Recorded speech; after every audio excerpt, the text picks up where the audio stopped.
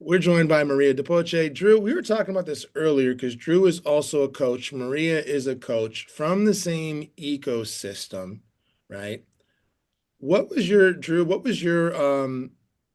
big takeaway from last week? So this is a two-parter. So if you're watching this at home on the replay, you want to go back and watch the previous episode when Maria talked about the importance of setting really big goals, of how big goals can, like, what the transformative power of setting big goals.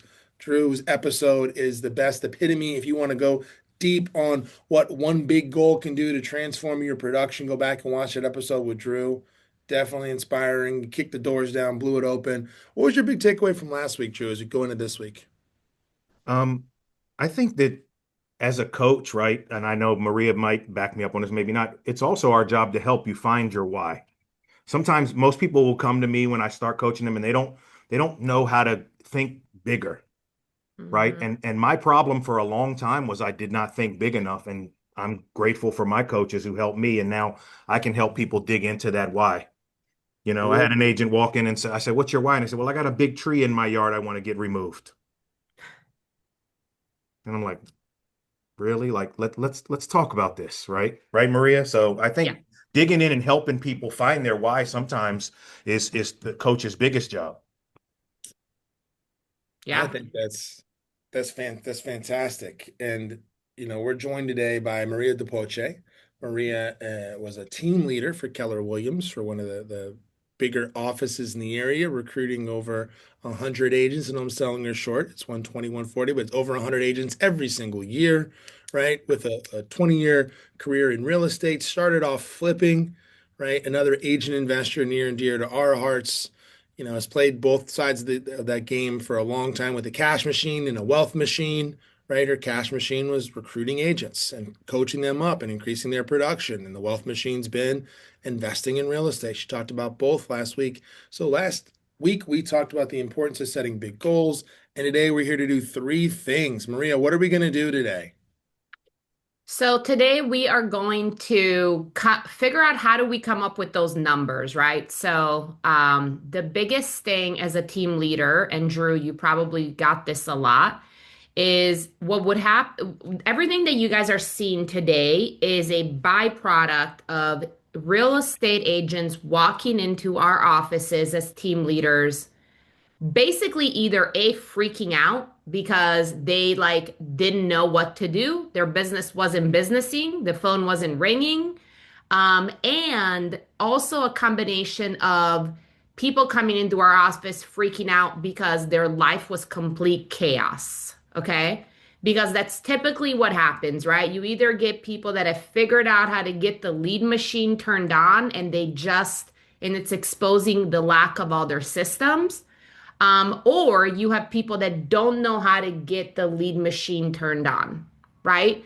And so everything you guys are see today is now what? Right? What do we, because by the way, the solution to those problems is the same, which is systems and models. And a lot of real estate agents, our personality profiles are not detailed oriented. But if you are motivated enough to not want to sit in the chaos long enough, then you will become temporarily motivated to put systems and models in place. Rob is pointing at himself. So that your life doesn't have to be so unbalanced and you don't have to end up getting a divorce or having a health issue because let's be honest, those are the byproducts of what happens when you get into burnout, right? Your family starts wondering where you're at. They don't understand why you're working so hard. And by the way, because you don't understand why you're working so hard, they don't understand why you're working so hard. So that's also part of having that conversation. So we're going to run through how do we come up with the numbers, right? Where do the numbers come from? What numbers are we even talking about? And then what does an actual business plan look like? Now, I know that a lot of you guys are, some of you guys are with Kaza, and you guys do something called a 113.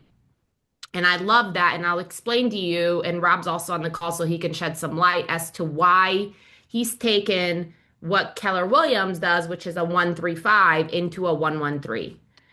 And at the same time, the 135 is built for a solo agent that is not on a team, that doesn't have agent leverage, or doesn't have admin leverage. And really, they need three lanes to go make their stuff happen because they're wearing the agent hat, they're wearing the admin hat, and they have to figure out how to get the leads to come in, right? So most people need at least a 1-2-5 or a 1-3-5, depending on kind of what they're trying to activate. And I'll go through that. And then, sorry, Justin, go ahead. No, and so what we're seeing there is, and Rob's talked about this, when you're joining a team, right? The difference between a team and a brokerage is a team has a playbook, right? We talked about football earlier, the Bills and the old Redskins and the Reno Dolphin, all different playbooks. And that playbook should include marketing, right? And administrative support. They should have a Yeah. clear, like, here's what we're doing to get that done. The administrative support might look the same on most of these teams. There's only so many ways to run, right? Run the ball. But yeah, what are they doing to make the bell ring for us? So that your job is just to focus on. That's why you might be able to do a 1-1-3 because you're only focusing on that one lane. I love it. Yep. So numbers, 100%. Ma- yeah, Maria, for those business watching at plan. home, what does 1-3-5 mean?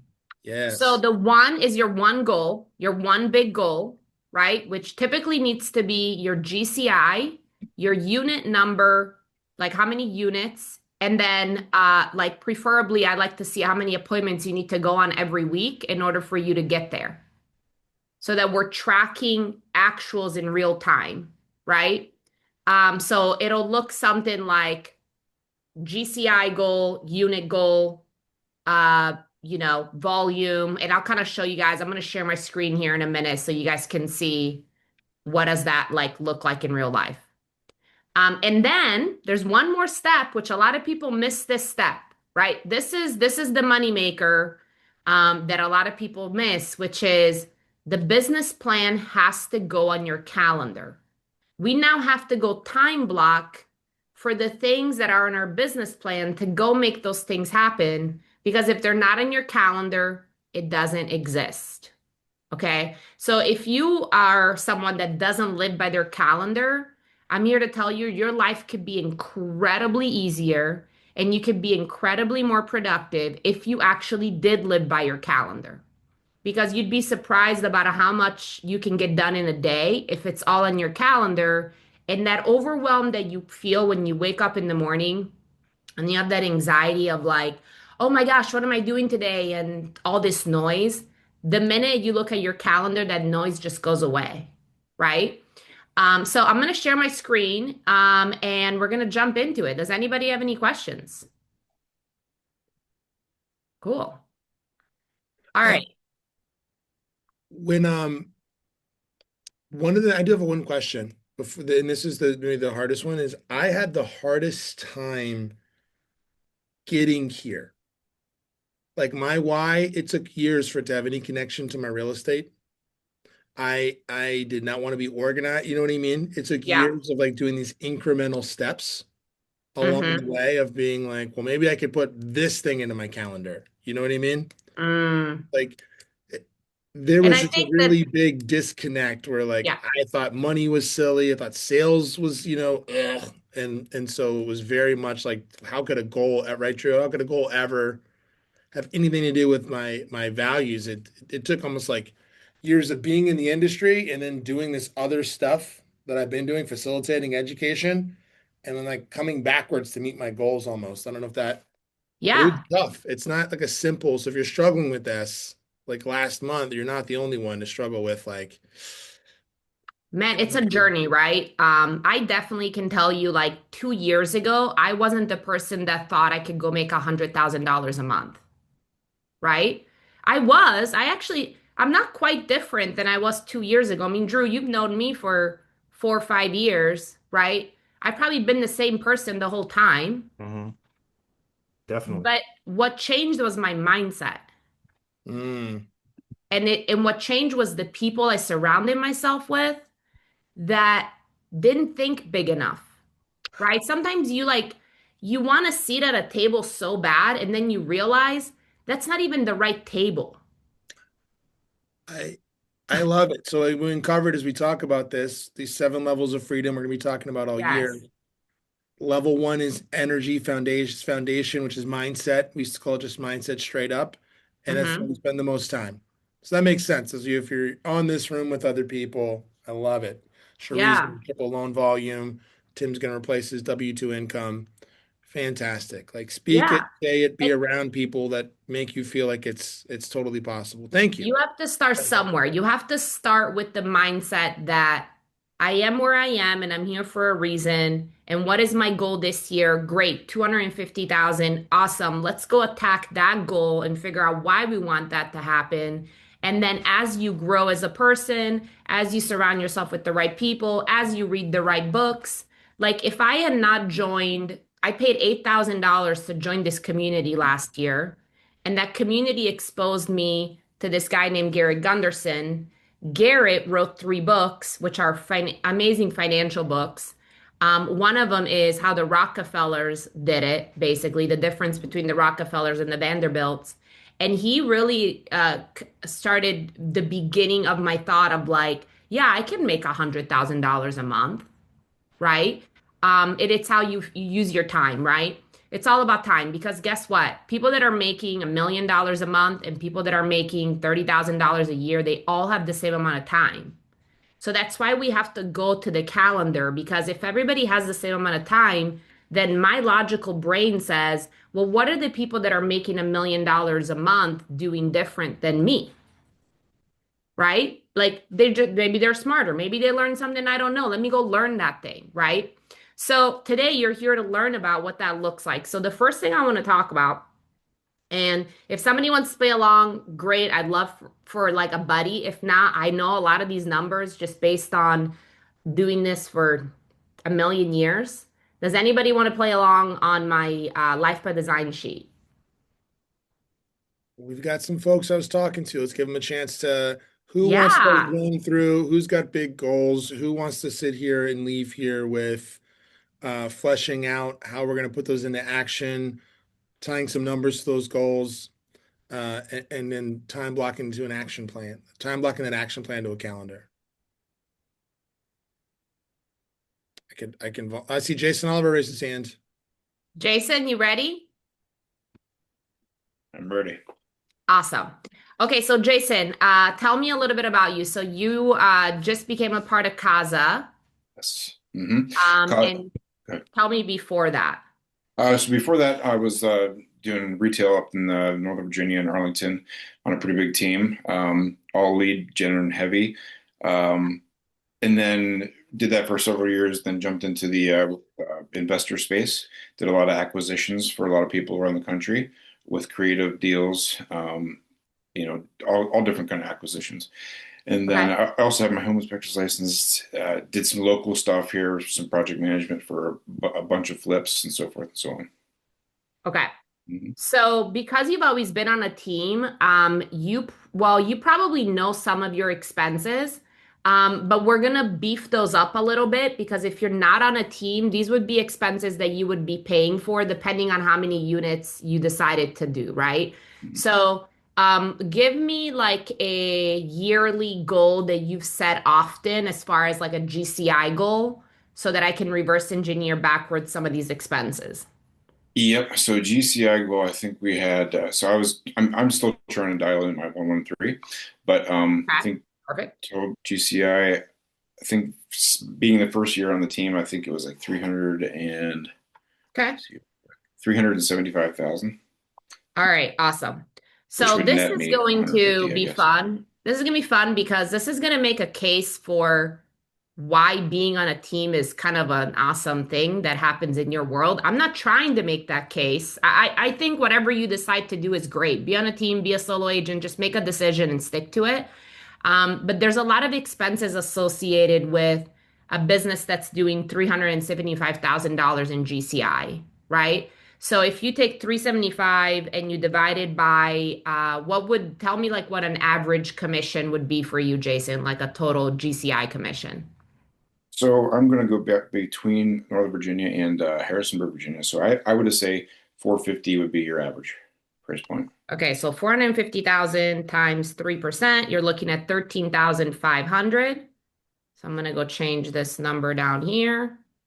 Can you zoom in a little bit, Maria? Yes. Oh, it's too much. Okay.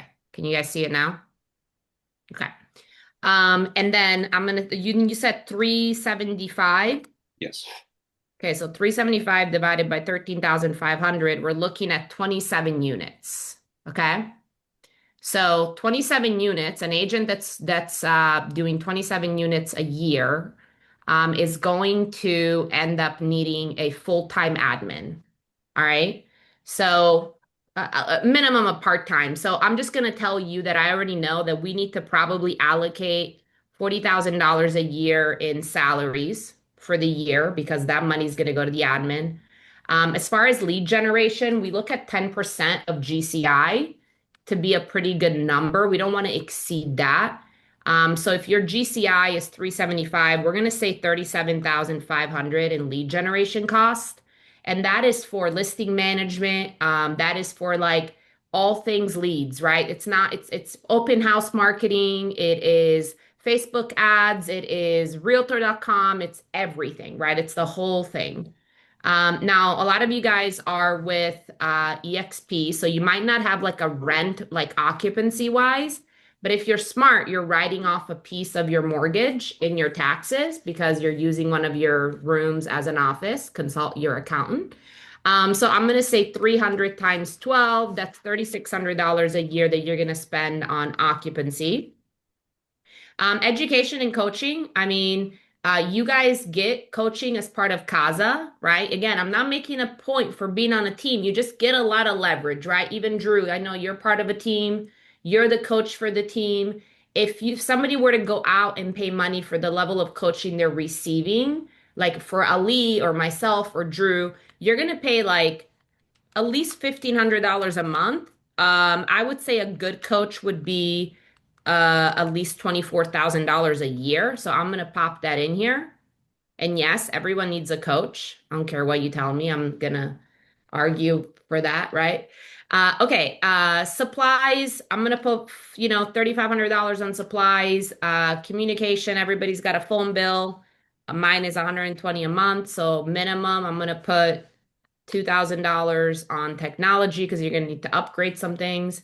If you have a car, I should say this, if you have a car and you use it predominantly for work, which most of you guys should be, you could write off your car payment. Jason, I'm not going to ask you what yours is. Mine is about 500 bucks a month, give or take. I don't know. About the So same. I'm going to say 6,000. By the way, I drove a beat up 2012 Toyota Rev for like 10 years. So don't judge my car payment. Okay. I've earned it. Uh, and equipment, furnishing, insurance. I'm just going to put, like, I just want to show you guys how this thing builds, right? So that's $1,800. Oh, by the way, if you guys want to know kind of like a hack, to come up with some of these expenses. If you guys are sitting there wondering, like, I actually never really kept track of these, which I don't really know how that's the case. If you've been in business, you've done your taxes. Now, budget for expenses and taxes are not exactly the same number, but for all intents and purposes, let's just say that they are. Like that you could take some of those numbers and maybe like tone them down a little bit. Because if you're writing stuff off, you're probably writing more stuff off than would be allowed in the budget. Okay. So, and that's okay. All right. So just to pay your expenses, Jason, I'm saying these are your expenses. Okay. I know they're not, but just to pay your expenses, you need to do 8 transactions a year just to pay your expenses. Okay. All right. Mhm. Now I'm going to jump up to personal expenses. And since, you're a real human, why don't you tell me about what you feel like these expenses are? Do you know what it costs for you to just live and make and kind of like look at all this list? We could go line by line, but if you want to look at this list and kind of give me like a total number, then I Sure. can plug this in. Let's see here.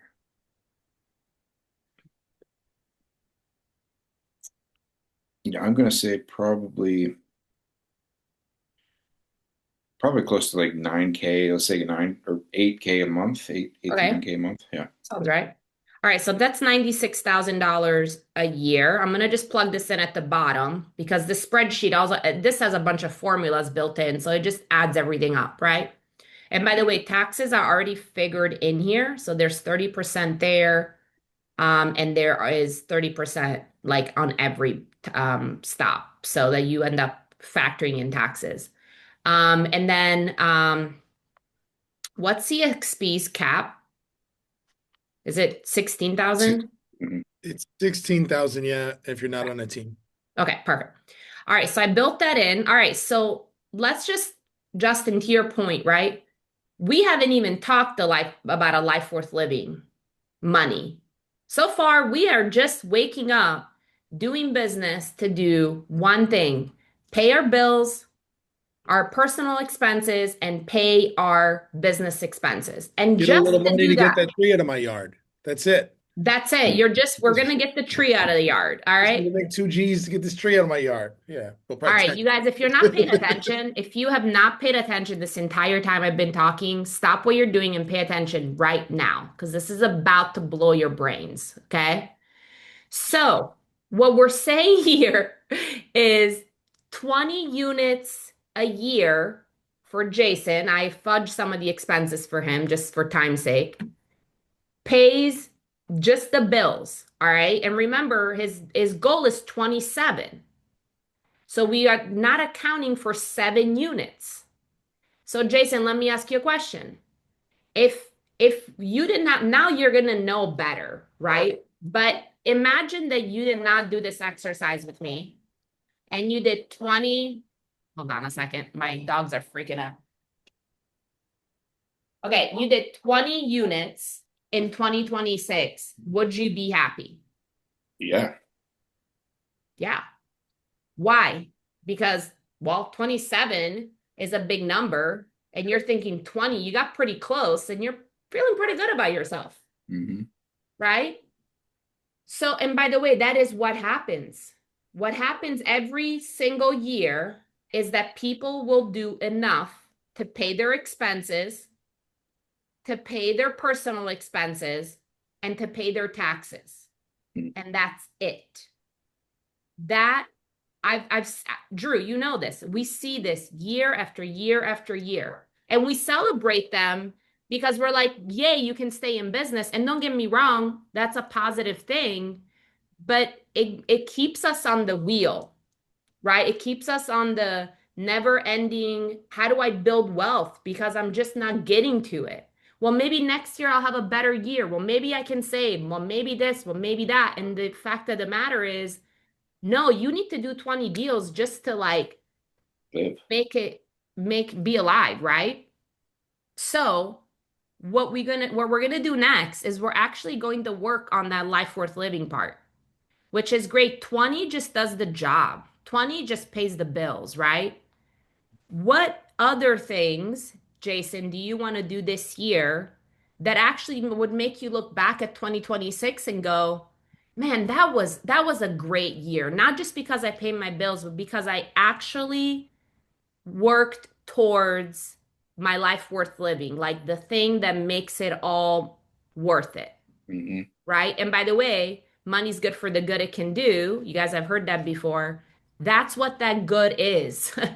The good is the money we have left over that allows us to go do stuff with it that does good for us and others, Hmm. right? So Jason, what are the things that so you're talking 7 times 13,500.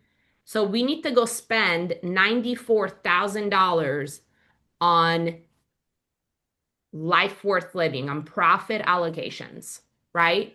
So what are we going to do with $94,000? Well, let's go with family stuff first. A vacation. Okay. I guess 3 times a year. Okay. Yeah. Um, And what is that? Give me a ballpark. What do you guys usually spend on one vacation? I would say probably 3 to 4 thousand a pop. Hmm. Okay, so I'm gonna put $12,000 up here. It says one like once in a lifetime trip to Europe, but you can split it up and go on 3 Okay. mini trips, right? Okay. Hmm. Then I have save for investment property, but maybe it's something else. But so tell me, what would you do with the extra $85,000 you have? Um, I want a dual sport. I'm gonna go riding a lot more. Okay, Dual you sport want motorcycle. a motorcycle? Okay, so we want a bike, and how much does that cost? 8,000. Okay, What else? We got a lot of money to spend. Um, Okay, now you're at 79,000. if we had my wife involved, I'm sure there's a lot more answers we can go in there. But Ah. so um, yeah, By the way, this would be a great exercise. This profit allocation would be a great exercise to do with your significant other. sure. Because Mhm. what I find happens a lot in someone that has their real estate license in a relationship where someone has a license and someone that doesn't is the someone that doesn't loves you and wants to see you win. But man, those open houses on a Saturday and Sunday really start bothering them, right? Mhm. Those showings in the evening really start bothering them. But if you guys work as a team and they know why you're doing the things, then they're not thinking about, oh, you're just going to pay the bills. They're thinking, oh, Jason is going to go out there to do that showing tonight at 6 o'clock so that we can go on the vacation, so that I can go buy my Gucci purse, so I can go whatever, right? Like you, right? Drew's like saying, this is true, right? You work together versus working against each other. So they might come to you and say, hey, babe, what do you need from me today? Because I'm on a fixed income and I'm only going to make $50,000 this year. You're the one that can really help us create generational wealth. What do you need from me to go make your life easier? Mhm. Right? So great exercise to do with your significant other. But we still got to spend $79,000. And that's the thing. I'm not materialistic whatsoever. It's just more of Okay. events, or activities for the kids, or my wife. Debt? So it's hard. What Any about debt? wealth? Sorry, Drew, Well, go ahead. I was just saying, is there any debt that you could pay off? actually, just right now, just our cars. Yeah, that's perfect. Let's pay those off. Yeah. So, I would say that allocate that would have to be about 35, I think we have left over on our cars. Okay. Yeah, definitely investment opportunities. Like I, well, I'm trying to use private money lending for that, but if I want to use my own cash, Yeah. I would say 30,000 for a couple of the things I'm looking at right now. Okay. And then we're gonna have $14,000 left. Um, I can do a miscellaneous, yeah, it's just but I will tell you, the more you make this come to life, hmm the more you know why you're working as hard as you're gonna work, sure. right? But so let me ask you a question, right, Jason? So now we are at 30 units a year, right? I know you said 27, so this is a little higher. So we can go in and like delete this one right here. And I mean, we're in that ballpark, right? hmm I rather you shoot. I'm going to show you why we want to go a little higher here in the next tab.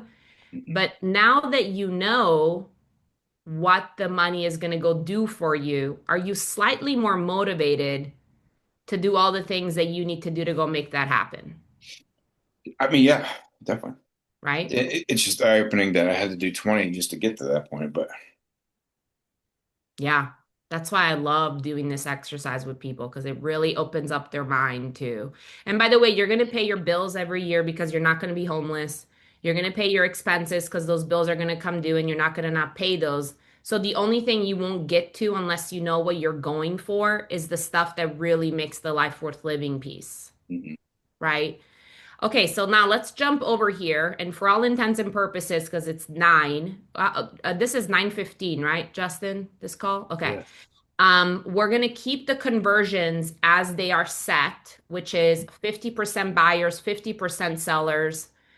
Pretty much everything is set at an 80 to 95% conversion from appointment held to seller sign, that kind of thing.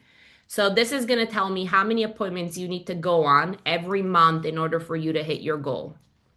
So, Jason, for you to hit your goal, you need to go on 2 listing appointments a month and 3 buyer appointments a month. So that is 5 appointments a month, Okay. right? And there's people on here. And again, Jason, I can actually like get with you and work on your real numbers because they might look a little bit different. I want you to make sure you have the right number. But someone that wanted to do 29 transactions a year, and make $392,000 basically needs to go on no less than one appointment a week. And then one of those weeks they need to sprinkle in two, right? Okay, so great, awesome. We know our numbers, right? We're going to go to the business plan and we're going to plug all these in. The next question that everyone naturally asks, and if you're not asking that, you should be, is where are these leads going to come from, right? So we need 30 seller leads and we need 40 buyer leads. So my first question, obviously, when I'm helping somebody through this is, well, how many deals did you do last year? And if they tell me they did 15 deals, I know that their machine that they've already entrepreneurially built is pumping out half of what we need to put together, right? And then everything we're going to do together moving forward is going to create the additional leads that they need to go out and be successful. So this right here, and I'm going to have to make this a little smaller because it's got to fit on one page, is what we're talking about. So this number right here is 29 units. GCI is 392. And that is 5 appointments a month. That's what we're going for. And there are 3 lanes to a 135 because there's one goal, 3 priorities, and then 5 strategies. Okay. And that's just this is a regular business plan. Casa has adopted a 113. All right, which there's nothing wrong with it. It's just because you guys don't need as many lanes because like more than 2 of your lanes are being taken care of by, admin support and the team, and the leads that are coming in is all part of the machine that Rob has built, right? But if you were an individual agent, you'd have to go build all 3 lanes. And the 3 lanes, no matter who you are going to be these 3. The first one is going to be a database lane. Why? Because this book right here tells us that if you have a group of about 250 people on average, if you're doing a 36 touch plan, you're going to have 25 transactions that are happening in that database. Now, just because they're happening in that database doesn't mean they're happening to you. What you need to do to cause that business to be yours is you need to go implement the 36 touches, which the team, if you're on a team, is doing for you. You probably have to do the calls, which is 4 calls a year, in order for you to be able to capture that business. So when they think of an agent, they think of you. Yes, they have to hear from you 36 times a year. No, that's not a lot. I promise you, they get an email from DSW, Discount Shoe Store, once an hour, right? You're not bothering them, sending them a newsletter a week or a month. Prospecting is the second lane, and I'm going to touch on something here next. And then marketing is the third lane. So I just kind of built like an example of what somebody's lanes would maybe look like, right? So database is like all things database. So first we have to start with like how many people do we have in our database? And then what quality of people are they, right? Do we have like what Casa refers to as full bricks? First name, last name, email address, mailing address, phone number, birthdays. We can't do a 36 touch plan if we don't have a full brick, right? So great, you have 3,000 people in your database, but you don't, if you were to call them, they don't recognize your name or your voice, they're not a real person. Archive them and let's go back to them. And let's just keep the people that really like us and trust us and go get full bricks on those people. So typically what I do at this point is I help people figure out how many NAs, how many Bs, how many Cs, how many VIPs. I have a formula for that. And we really get down to making sure they start building the right bricks. And then what does the touch plan look like? What does it look like now? And then let's build a 36 touch plan so that we're touching them at the right time. And then, by the way, like what typically pops up is I don't have a CRM. Great, you got to go get a CRM. That might be the third strategy. Yes. What's the math? I saw the comments, but for everyone watching Mm. this later, does not gonna have the comments. What's the math on my database? It's Like, 10% is what will actually, how many units will happen from that database between the people that are moving, which in nationwide is about 6% of that database. And then the additional 4% is what you could have gotten if you were asking for referrals along the way. So Okay. that database would cause 25 transaction, but Yep. now are you the agent they're thinking of is the question, Sure. right? Okay, Yep. then we get into the prospecting lane because typically what happens is people's database is not big enough, right? It, typically that's what I see.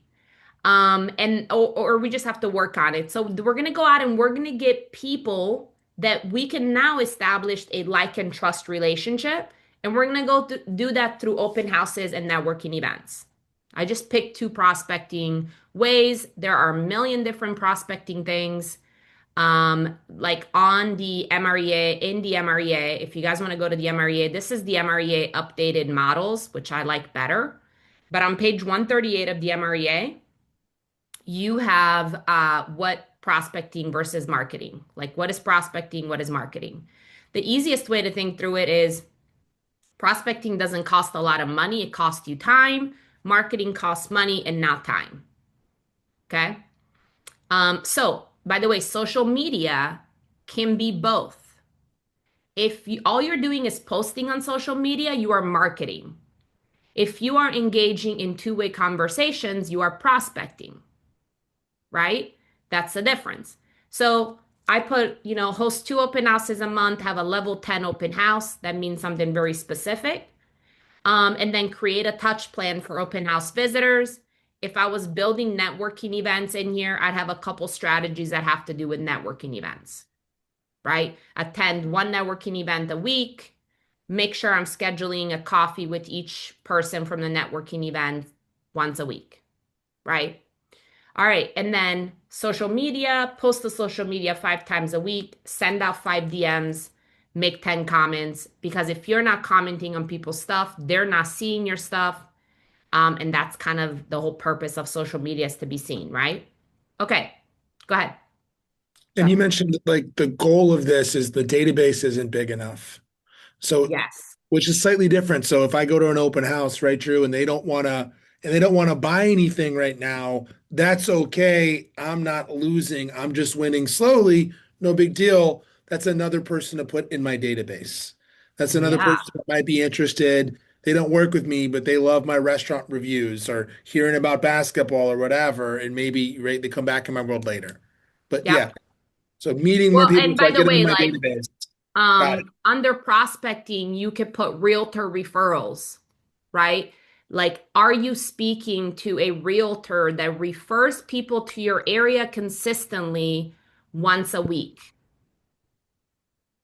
Because guess what? They're referring that business somewhere, and I could walk you through an exercise and make you think about how many of us actually don't have enough relationships around the country. But for time purposes, I don't have time to do that. But I'm just telling you that I know the minute you guys need someone that's in a different city, you're blowing up the forums trying to go find that person. You should already have a person in that city. And by the way, all the other realtors around the country are doing the exact same thing you're doing. The minute they need an agent in Richmond, Virginia, they're going to the forums to find an agent in Richmond, Virginia. Why would they do that if they knew me? They wouldn't, right? Okay, now I want to move to the calendar because I want to show you how this thing kind of comes to life, right? So this is my Google Calendar. It's one of my empty calendars that I don't use. It's like my personal Gmail. And I want to show you guys what it would look like to actually implement that business plan, right? So time blocked from 9 to 11 for lead generation. And by the way, like you can argue with that. That has been proven to be the best time of day to touch people. It just is. Like ask any agent that's doing anything that's making any real money, right? They've got this habit. Well, what are we doing during this time block? We are going to get more information for the bricks in our database. We're reaching out to people. When I help people build a database touch plan, I typically end up building a reason for them to have to call their database once a quarter. So right now I'm coaching an agent that's doing that does like 52 coffees a year. She gets together with someone in her database once a week for coffee. And what I challenged her to do is to do a giveaway for a coffee machine so that she gets to bother everybody in her database and say, hey, I'm doing this giveaway. Here's the link. Fill this out. Guess what they have to give her in order to participate in the coffee giveaway? all the information that we need to systematically market to them, right? So that's what you're doing. You're doing those kinds of things. Then you're doing lead follow up. Listen, I know you guys forget about people because you don't have a system for keeping track of the conversations you're having because you make it way too complicated. It can be as easy as a spreadsheet that literally has conversation had, the name of the person, the time of the date, appointment set, appointment held. Don't hide behind the fact that, like, my CRM doesn't do that. Okay, well, there's a spreadsheet and it's really easy to create. I can send it to you. It's like nothing. And then we're doing the lead follow up is we're following up with the people that are like seven, eights, maybe six, seven, eights. We had a procuring cost conversation with them at some point. They weren't quite ready and we need time to follow up. Now, just because it's on your calendar, I already know you're more likely to be better at follow up because when you get to this time block, you're going to look around and go, who am I calling? And you're going to figure out, oh, I need to follow up with blah, blah, blah, blah, blah, blah, blah. Right? Okay. And then I'm gonna give you an hour break. You can eat, right? We all need lunch. We need fuel to energize. From 1 to 2, you're gonna post the social media. So we're not entrepreneurially going about social media. We're actually like really putting some thought behind it. And then I'm gonna put more stuff in here. I just kind of built a version. We're gonna pop in a couple of appointments for buyer and listing appointments that work on your time blocks, not the clients, but yours. And here's why this is important. When I teach the one thing class, we laugh about this because what happens is you guys are on the phone with a buyer or a seller, and what you tell them is, like Drew, for example, like, hey, Drew, I know you want to list your house, right? You're ready to list, or I need to come over and like visit with you, right? To see the house and get the paperwork signed and all that. Right. Yeah. So what works better for you? What day of the week and what time should I come to your house? Sunday at 1. Oh, okay, Sunday at 1. What do I do? What do I do now? Where did I paint myself? Now I gotta go do this appointment at Sunday at 1 because how do I say no to that? How do I back out of there? Right? You can't. So what you do is you offer time slots. So Drew, tell me, does 3 o'clock on Monday or 4 o'clock on Tuesday work better for you? I think Tuesday will be fine. Great. Awesome. So 4 o'clock sounds good. I'll send you an invite. I'll be at your house and we can get through the paperwork and get that thing signed. Thank you. Awesome. So now, Drew, you could say like that doesn't work for me, right? That could be, Oh yeah, absolutely. I right? mean, it's happened, and then you just offer two more times. Yeah. And then you're like, great, does next Thursday at 4 work? I'm still gonna try to go with my time blocks because I don't want to be doing listing appointments at 6 o'clock at night. If you guys are doing a listing appointment in the dark, what are you doing? What are you gonna go back out to the house to go see the house again? You need to see the outside of the house. Like you're not a contractor, but you need to see how does the siding look? How does the landscaping look? How am I gonna market this property? You need to drive the neighborhood. You need to see the parks. You need to see the people, right? You need to see the house like alive. And at 6 and 7 o'clock at night, the house just isn't alive. So I'm not gonna offer that as a time block. If I absolutely have to, I will give someone like a 10 a.m. time block on a Saturday morning. But they don't get on my calendar on Sundays, right? Because Sundays are my day off. I go to church, I hang out with my family. Like they just don't have access to that, right?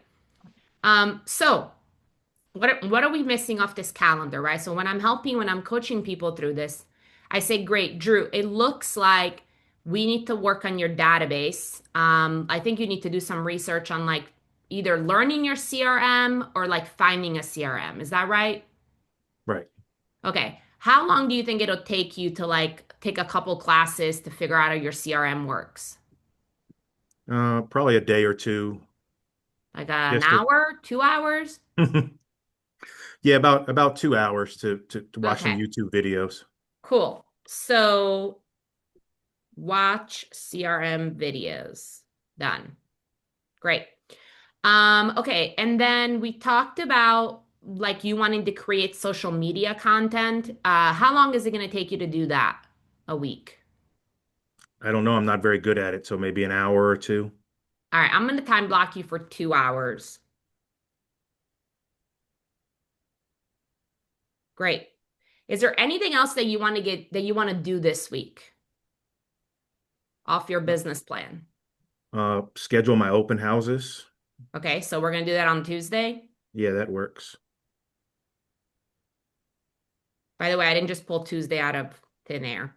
No, That's when you should be scheduling your open houses. Okay? Oh, okay. Anything else? that's it. All right, cool. So would everybody agree that if Drew or Jason was to follow a calendar similar to this, that is being informed by the business plan, and they did it every single week? So by the way, these are not some of these are repeating time blocks. Some of them aren't because I just plugged them in. But the following week, some of these just are on repeat, right? And you'll figure out which ones need to be on repeat because you do them every week and which ones don't. Which they're just, some of them are just tasks, like learning how to use a CRM. Some of them are repeating. I create my social media content every Monday from 1 to 3, right? So to bring us home, if somebody ends up taking one of your time blocks for something else, for example, I know you guys love to schedule inspections right in the middle of your lead gen time block, right? Because then I don't have to lead generate. Um, Great, awesome. So you have to go do an inspection for some reason at 10 o'clock on Tuesday. Great. Then guess what? We need to take that lead gen time block and we move it right down here. So the saying is, if you erase it, you must replace it. It doesn't just like vanish in thin air because that time block was allocated for an activity that's really important for your business. So there's working in the business and there's working on the business. The on the business is the stuff you have to time block for. If you're not time blocked for the work on the business, forget it. You're never going to get to it. Your business is going to do 20 units every year and you're never going to get to do those additional 7 because that's where the money's at. The other 7 deals are in the working on the business. The working in the business is going to naturally show up. Your phone's going to ring, the inspections will need to happen, you'll have to attend closings, you'll have to go do showings, you'll have to go on listing appointments. Those are in the business, not on the business. Okay, I know I talked a million miles an hour and I talked at you as little as I could, but unfortunately, some of that had to happen. I would love to hear what you guys heard, thoughts. Did this help you shift your mindset in any places? Any of that? Let's start with Jason. So you got your numbers up here. You got your 307, you put your GCI out there. Yeah, what was your shift today? Yeah, no doubt. The biggest eye opener, like you said, 20 is just living. And then the everything just goes back to consistency and making sure you're dialed in. It really does. Mm-hmm. Yeah. Understanding exactly your plan, like you said, your strategy is to get in front of everybody to build your database. What strategies, and then the daily activities to do it. Yeah, Love that. Calendar comes before consistency in the dictionary. sure. That's good, Drew. That's good. That's the light of the day. I mean, it is what it is. It's true. I'm gonna steal that. That's mine now. It's all yours. I've got a hack if you're not a calendar person. Do your calendar backwards for a little while. Just put what you did at the end of the day, put what you did that day into your calendar. We Yeah, can that's all good. do that. Hey, how did I actually spend my time? And I get specific, like I was at the gym here, hanging with my buddy here. Like, and then I can look back at a week and go, okay, cool. This is my count. Oh man, no wonder why I'm doing. You know what I mean? Well, I'm the flexible Yeah. one, right? My partner is as the fixed income, so I run the errands in the middle of the day. And I do this, and it's like, oh man, I thought I worked this many hours. I actually only worked 27 Mm-hmm. hours, and I spent, I don't know, 10 hours running around doing nonsense. Like, where am I Yeah. spending my time? And that really helped me. Cherie's got her hand raised. Yes. So first of all, excellent session today. Thank you, Maria. Two things. One is that I bought a little timer thing where it's a countdown clock. It's a little small thing that I could put on my desk because I don't have ADD, but I do like the phone rings or something like that, and I'm easily distracted. So I bought that. I'm gonna set it to like 50 minutes and just like say for the next 50 minutes, all I'm doing is lead gen. The second thing is years ago, I was in a session and the girl said that she would write out her activities every day and she would put a green mark around anything that was money making and a red mark around anything that was not money making. Oh, And that's her good. whole goal was to have, I think it was like two-thirds of her calendar being in the green. And I always thought that was a great visual as well. So I just want That's to share excellent. those things. I love that. Who else has the takeaway that they got from this? We talked about big goals. We talked about putting this into specific action. I agree with Jason. My biggest one was I've never seen it broken down by the unit that way, where the three things where this is expenses, this is like running the business, this is paying my personal expenses, and this is where I actually get to have a life. That makes a huge difference of like why I want to push for that last set.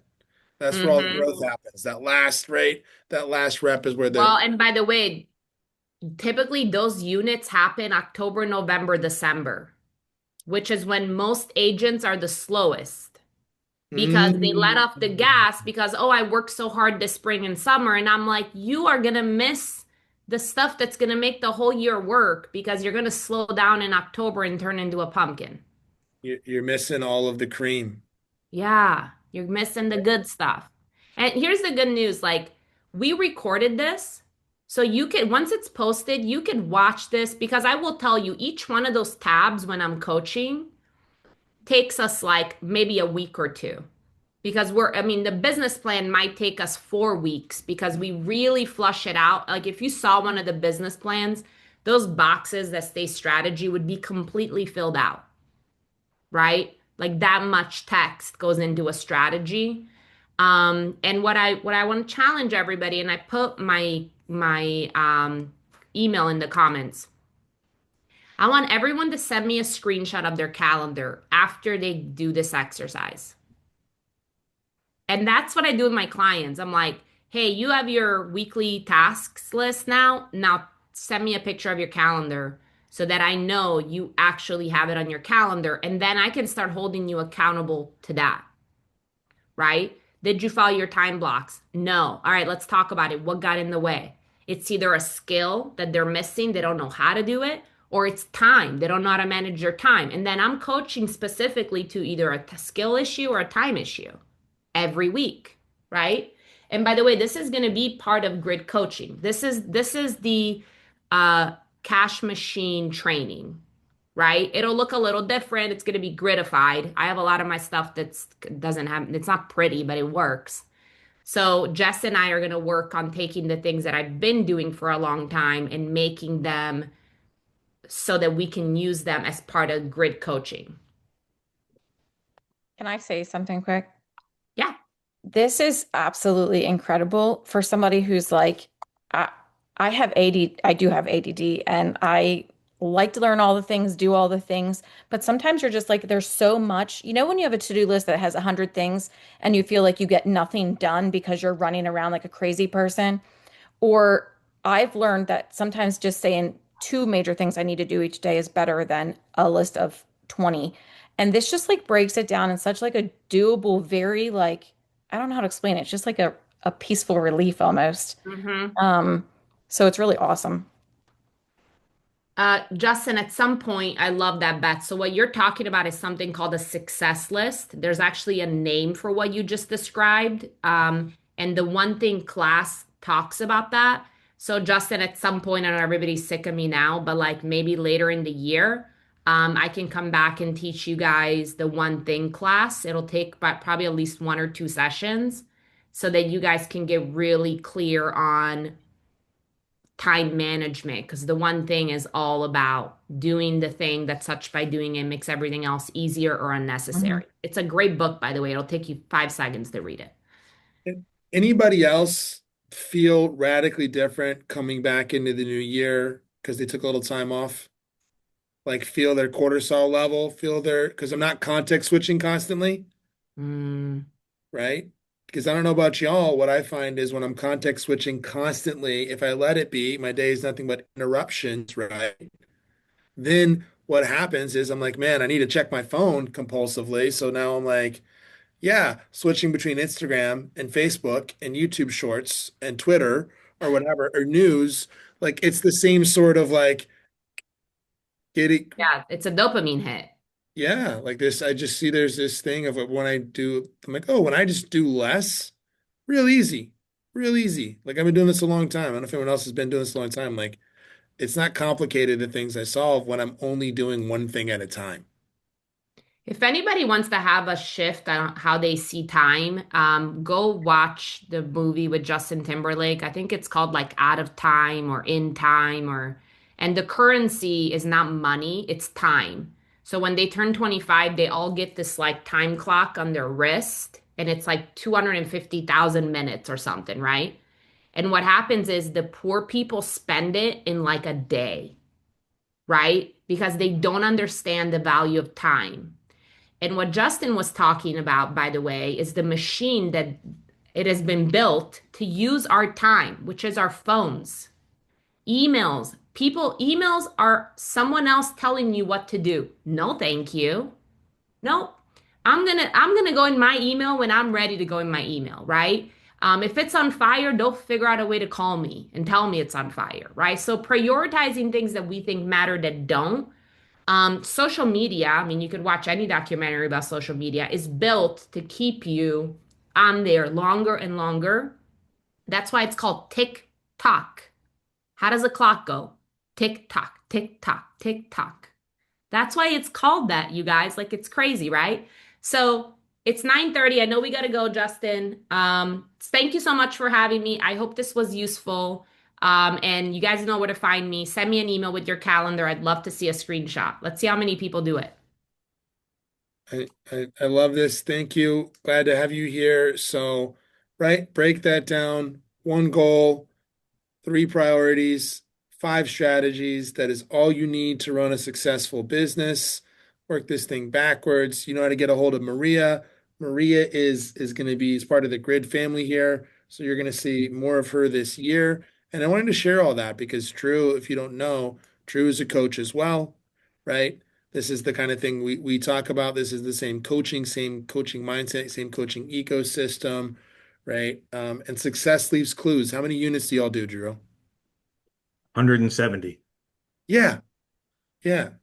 We did like 90 here in Knoxville across the organization. We did about 4.5 million in gross commission income, right?